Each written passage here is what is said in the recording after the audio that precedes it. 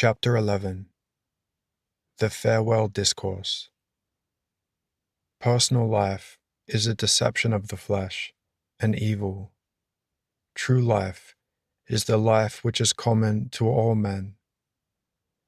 But deliver us from evil. And Peter said to Jesus, "Where are you going?" Jesus replied, "You cannot come where I am going now, but later on you will go there too." And Peter said, "Why do you think I have not the strength now to go where you are going? I would give my life for you." Jesus said, "You say that you would give your life for me. See that you do not deny me thrice before cock crows." And he turned to the pupils and said, "Do not be troubled or afraid, but believe in the true God of life and in my teaching. The life of the Father is not only the life here on earth. There is another life also. If the life of the Father were only such a life as this, I would promise you that when I die, I would go to Abraham's bosom and prepare a place for you there, and that I would come and take you, and that we should be happy together in Abraham's bosom. But I point out to you the path to another life." Thomas said, "But we do not know where you are going, and so we cannot know the way. We want to know what there is after death." Jesus said, "I cannot show you what will be there. My teaching is the way and the truth and the life.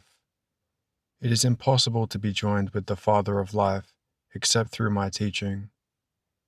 If you fulfill my teaching, you will know the Father." Philip said, "But who is the Father?" Jesus replied, "The Father is he who gives life. I have fulfilled the Father's will, and therefore, by my life, you can recognize the will of the Father. I live in the Father, and the Father lives in me. All that I say and do, I do by the will of the Father. My teaching is that I am in the Father, and the Father in me. If you do not understand my teaching, yet you see me and what I do, and by this you may understand what the Father is. You know that he who follows my teaching may do the same as I, and even more, for I shall die, while he will still be alive. He who lives according to my teaching shall have all that he desires, for the Son will be one with the Father. Whatever wish you may have that accords with my teaching will be fulfilled, but for that you must love my teaching. My teaching will give you an intercessor and a comforter in my place. That comforter will be the consciousness of truth which worldly men do not understand, but you will know it in yourselves. You will never be alone, for the spirit of my teaching will be in you.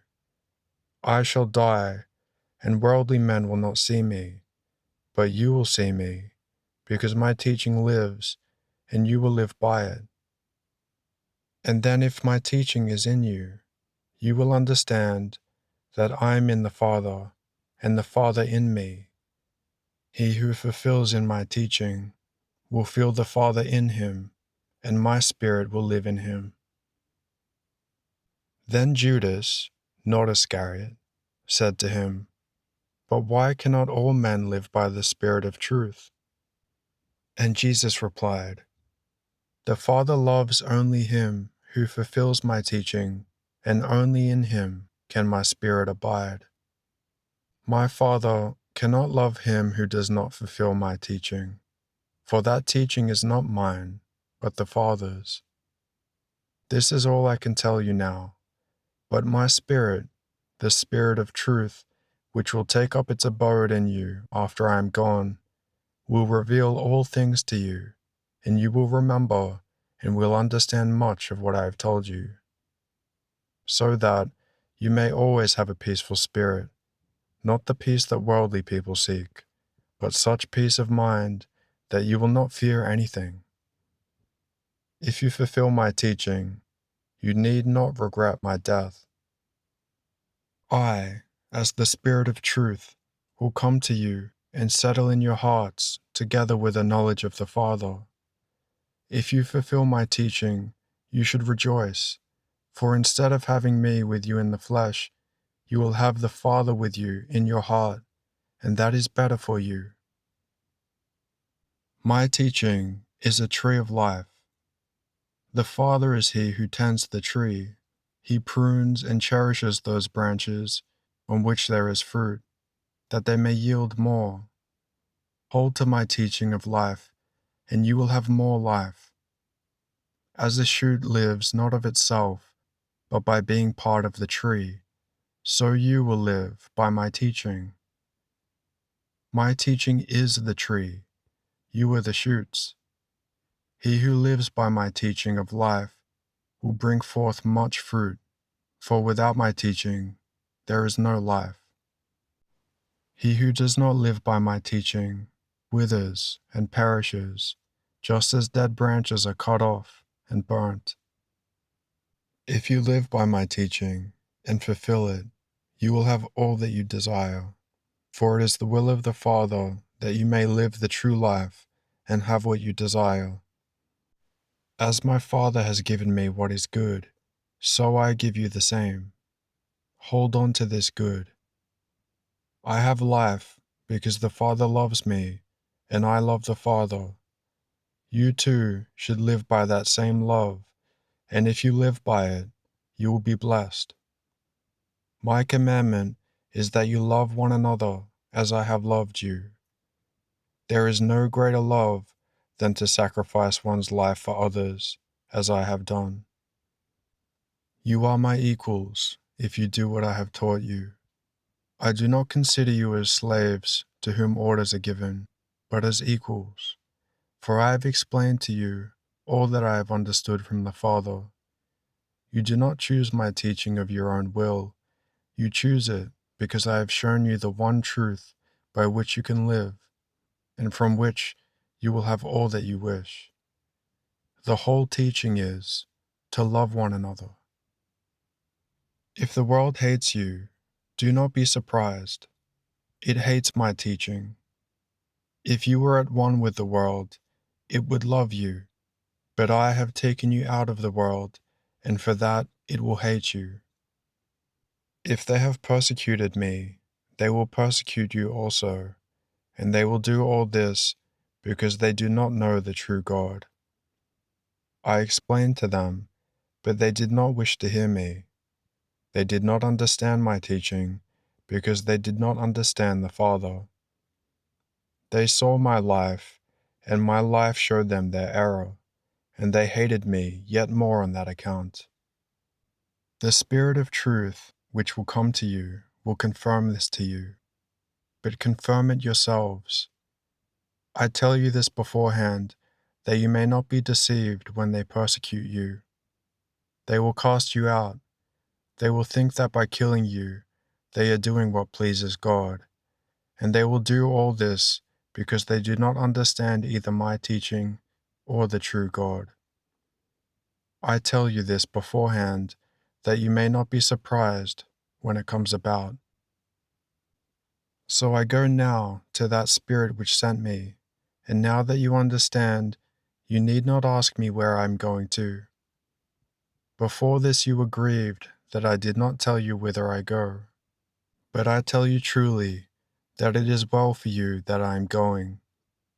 If I do not die, the Spirit of truth will not come to you, but if I die, it will abide in you. That Spirit will dwell in you, and it will be clear to you what is false, what is true, and how to make decision. The falsity is that men do not believe in the life of the Spirit. The truth is that I am one with the Father, and the decision is to destroy the power of the bodily life. I would say much more to you, but it is hard for you to understand. But when the Spirit of truth dwells in you, it will show you the whole truth, because it will not tell you a new thing of its own, but what is from God, and it will show you the way in all circumstances of life. It too will be from the Father, as I am from the Father, and therefore it will tell you the same that I do. But when I, as the Spirit of truth, shall be in you, you will not always know that I am there. Sometimes you will, and sometimes you will not hear me. And the pupils said to one another, "What does this mean? He says sometimes you will, and sometimes you will not hear me. What does it mean sometimes you will, and sometimes you will not?" Jesus said to them, "Do you not understand what it means? Sometimes you will, and sometimes you will not hear me. You know how it is in the world. Some are sad and grieved, while others rejoice. You too will grieve, but your sorrow will be turned into joy. A woman in labor suffers torment, but when it is over, she does not remember the suffering. For joy she has brought a child into the world. So you will grieve, and will then suddenly realize my presence. The Spirit of truth will enter into you, and your grief will be turned into joy. Then you will ask nothing of me, because you will have all you desire. Then all that any one of you desires in the Spirit, he will have from his Father. You formerly asked nothing of the Spirit, but then you shall ask what you will, and it will all be yours, so that your joy will be full. Now, as a man, I cannot tell you this clearly in words, but then, when as the Spirit of truth I shall live in you, I will proclaim to you clearly about the Father. Then all that you ask of the Father in the name of the Spirit will be given you, not by me, but by the Father, for he loves you for having received my teaching and understood that the Spirit comes into the world from the Father and returns from the world to the Father. Then the pupils said to Jesus, "Now we understand everything and have nothing more to ask. We believe that you are from God." And Jesus said, "All that I have told you is to give you peace and confidence in my teaching. Whatever ills may befall you in the world, fear nothing. My teaching will overcome the world." After that, Jesus raised his eyes to heaven and said, "My Father, you have given your Son the freedom of life in order that he should receive the true life. Life is the knowledge of the true God, of the understanding revealed by me. I have revealed you to men on earth. I have done what you bade me. I have shown men on earth that you exist. They were yours before, but by your will I have revealed the truth to them, and they have recognized you. They have understood that all they have, their very life, is from you alone, and that I have taught them not of myself, but that I, as well as they, have come from you. I pray to you for those who acknowledge you. They have understood that all I have is yours, and that what is yours is mine. I am no longer of this world, for I am returning to you, but they are in the world, and therefore, Father, I pray you, preserve them in your understanding. I do not ask that you should take them from the world, but that you should deliver them from the evil of the world and confirm them in your truth. An understanding of you is the truth. My Father, I wish them to be as I am, to understand as I do that the true life began before the commencement of the world, that they should all be one, as you, Father, are in me, and I in you, and that they should be one with us, I in them, and you in me, so that all should be one, and that men should understand that they were not self-created, but that you have sent them into the world in love, as you sent me. Father of truth, the world did not know you, but I knew you, and men have known you through me. I have made plain to them what you are. You are in me, that the love with which you have loved me may be in them also. You have given them life, which is proof that you love them. I have taught them to know this and to love you, so that your love may return to you from them.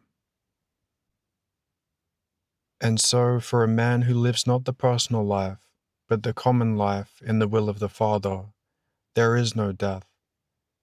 Physical death is union with the Father.